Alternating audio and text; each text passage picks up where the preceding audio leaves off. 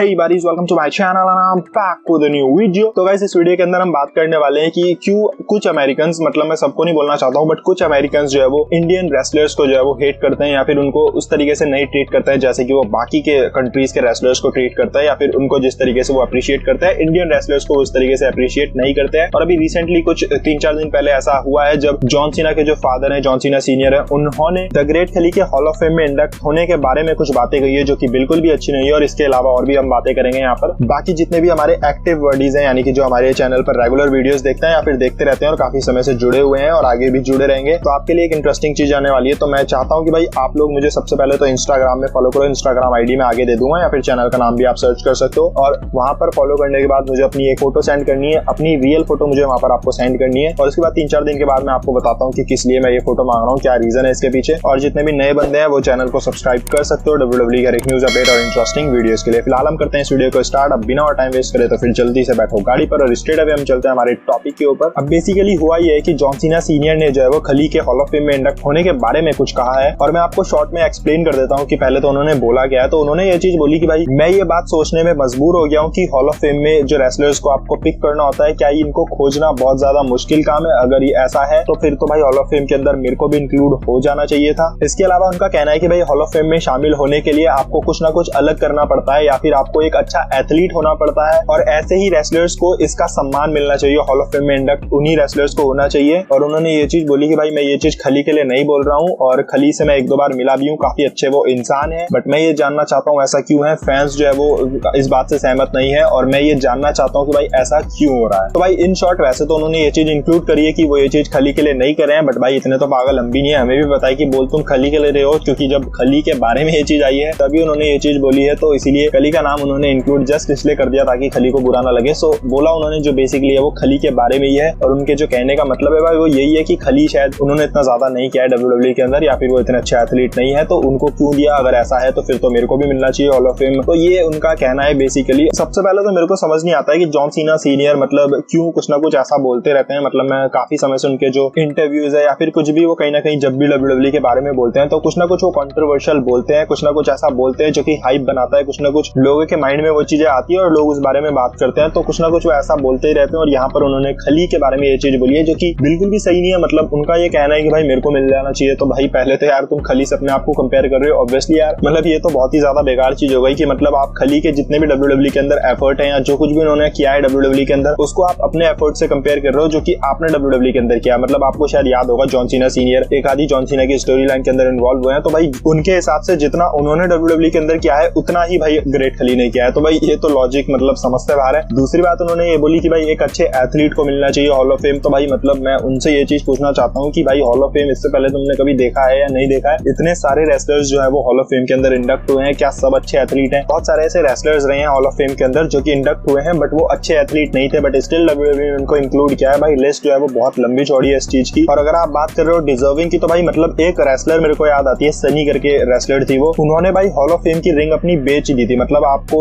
देखा होगा आपने हॉल ऑफ फेमर्स को एक रिंग मिलती है हॉल ऑफ फेम वाली, तो वो रिंग उन्होंने बेच दी थी पैसों के लिए। और ऐसा नहीं कि भाई मजबूरी आ गई थी इसलिए बेच दिया था, मतलब वो ऐसे काम करती रहती है, जेल वेल वो जाती रहती है, तो उनका जो है वो लगा रहता है ये सब ड्रग्स वगैरह और ये सारी चीजें और पंगे वंगे वो कुछ ना कुछ करती रहती है। तो उन्होंने अपनी हॉल ऑफ फेम की रिंग जो है वो बेच दी है। तो आप इससे आइडिया लगा सकते हो कि भाई जो ऐसे बंदों को आप दे रहे हो हॉल ऑफ फेम जो उसको वैल्यू तक नहीं है उस रिंग की, और ग्रेट खली जैसे बंदे के लिए आप ये बोल रहे हो कि भाई वो डिजर्विंग नहीं है। और रही बात खली के डिजर्विंग या फिर नॉन डिजर्विंग की, तो भाई उस पर भी मैंने एक वीडियो ऑलरेडी बनाई है इस चैनल पर। तो अगर आपने अभी तक नहीं देखी है वो वीडियो तो उस वीडियो को आप जाकर देख सकते हो। काफी लोगों ने इस वीडियो को अप्रिशिएट किया है। तो उस वीडियो के अंदर मैंने डिटेल में एक्सप्लेन किया है भाई कि खली डिजर्व करते हैं या फिर नहीं करते हैं और किस हद तक डिजर्व करते हैं, क्या क्या उन्होंने किया है, सब कुछ इस वीडियो के अंदर है। तो आई बटन में मैं आपको वीडियो दे दूंगा, तो वहां से जाकर आप उस वीडियो को चेक कर सकते हो। और रही बात जो उन्होंने बोला कि भाई WWE के अंदर कुछ अलग करना चाहिए आपको, तब जाकर आपको ये हॉल ऑफ फेम के अंदर इंडक्ट होना पड़ता है, तो भाई ग्रेट खली ने अलग ही किया था और इसी वजह से उनको हॉल ऑफ फेम मिला है। मतलब उन्होंने जो चीजें करी है भाई वो अलग ही थी और वो बाकी रेसलर्स ने, आपने देखा होगा बहुत कम ऐसे रेसलर्स है जिन्होंने इस तरीके का इंपैक्ट डाला और रेसलिंग के अंदर। और ग्रेट खली ने भाई जैसे WWE के अंदर आए थे वो अलग चीज कर आए थे, कुछ अलग ही लेकर आए थे, वो फ्लेवर एक अलग लेकर आए थे WWE के अंदर। एक लंबा चौड़ा रेसलर्स, ठीक है कुछ कमियां थी उनके अंदर जो कि फैक्ट है, रेसलिंग स्किल्स उनकी अच्छी नहीं थी वो एक फैक्ट है, माइक स्किल्स उनकी काफी ज्यादा खराब थी, इनफैक्ट उनको आती नहीं थी इंग्लिश बोलनी, तो ये आप कह सकते हो कि उनके बड़े ड्रॉबैक थे। बट स्टिल अगर आप बात कर रहे हो कुछ अलग करने की तो भाई WWE के अंदर ग्रेट खली ने जो कुछ भी किया है वो काफी अलग ही किया है और ऐसी चीजें आप सब रेसलर से नहीं देखते हो, ये अलग ही सुपरस्टार्स आते हैं कुछ जो इस तरीके की चीजें और इस तरीके का इंपैक्ट डाल पाते हैं, और वो खली ने डाला था प्रोफेशनल रेसलिंग के अंदर या फिर WWE के अंदर, और इसी चीज को अप्रिशिएट करना चाहती है WWE और इसीलिए उनको हॉल ऑफ फेम में इंडक्ट किया जा रहा है। मतलब खली के साथ रिलेशन भी अच्छे नहीं है भाई WWE के, मतलब ऐसा नहीं है कि खली WWE के अंदर आते रहते हैं या फिर विंस मैकमोहन के साथ उनके अच्छे रिलेशन है, तो भाई ऐसा भी कुछ नहीं है खली के साथ, बट स्टिल विंस मैकमोहन उनको इंक्लूड करना चाहते हैं हॉल ऑफ फेम में। ऑब्वियसली इसके पीछे एक बिजनेस टैक्टिक भी है, बट वो एक अलग टॉपिक है। बट आई थिंक ये एक खराब चीज है कि भाई जब कोई इंडियन बंदा इस तरीके से हॉल ऑफ फेम में इंडक्ट हो रहा है तो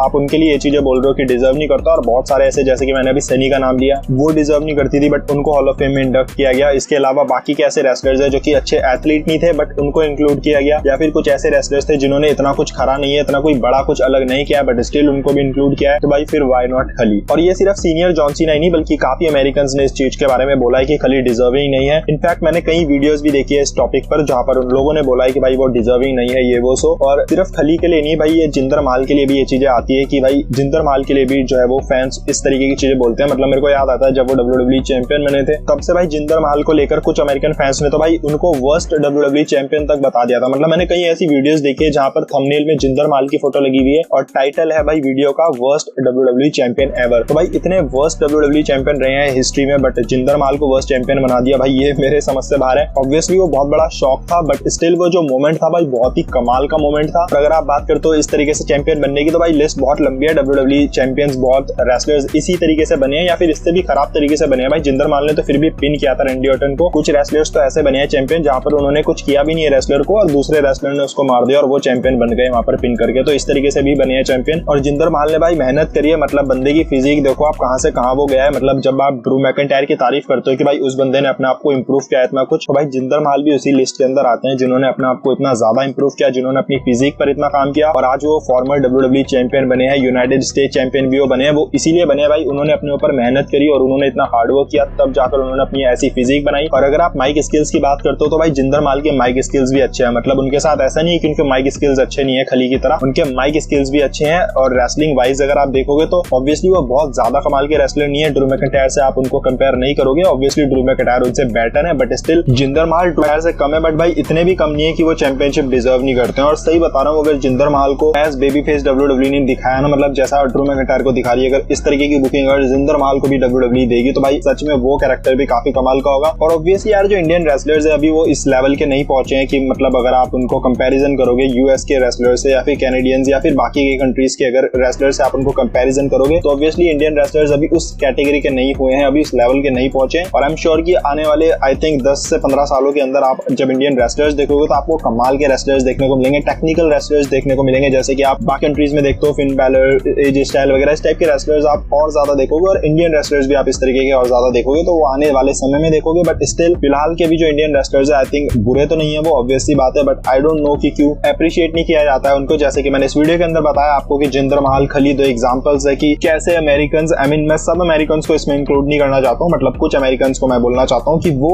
इतना अप्रिशिएट नहीं करते इंडियन रेसलर्स को एज कम्पेयर टू बाकी रेसलर्स। मतलब भाई बहुत कंट्रीज के मैंने ऐसे रेसलर्स देखे हैं जो कि अजीब से आ जाते हैं। मतलब सेंटिनो मरियाला आपको याद होगा, मतलब उनको भी कोई नहीं बोला करता था उस वक्त कि भाई वो ऐसे हैं वैसे हैं, ठीक है, वो एक फन फैक्टर लेके आते थे शो के अंदर, वो फन के लिए यूज किए जाते थे शो के अंदर। और वैसे ही भाई ग्रेट खली भी कुछ अलग चीज के लिए यूज किए जाते थे शो के अंदर। हर कोई टेक्निकली वाइज जो है वो परफेक्ट रेसलर नहीं होता है, बट डिजर्विंग और नॉन डिजर्विंग भाई WWE डिसाइड करती है, हॉल ऑफ फेम वो डिसाइड करती है। और उनके अकॉर्डिंग अगर ग्रेट खली है डिजर्विंग तो जॉन सीना के फादर या फिर किसी और के कहने से फर्क पड़ता नहीं है। बाकी यही सब था इस वीडियो के अंदर और इसका मैं पार्ट 2 भी निकालूंगा अगर जरूरत पड़ेगी। तो फिलहाल यही सब था इस वीडियो के अंदर। अगर आपको वीडियो अच्छी लगेगी तो वीडियो को लाइक कर देना, नीचे कमेंट कर सकते हो अपने थॉट्स जो भी हो आपके इस पर्टिकुलर टॉपिक को लेकर। फिलहाल हम करते हैं इस वीडियो का यहीं पर ही एंड, मिलेंगे बहुत जल्द एक नई और इंटरेस्टिंग वीडियो के साथ। सो टिल देन गाइस अपना ख्याल रखो, अपने घर वालों का ख्याल रखो and don't stop, just keep firing for your dreams.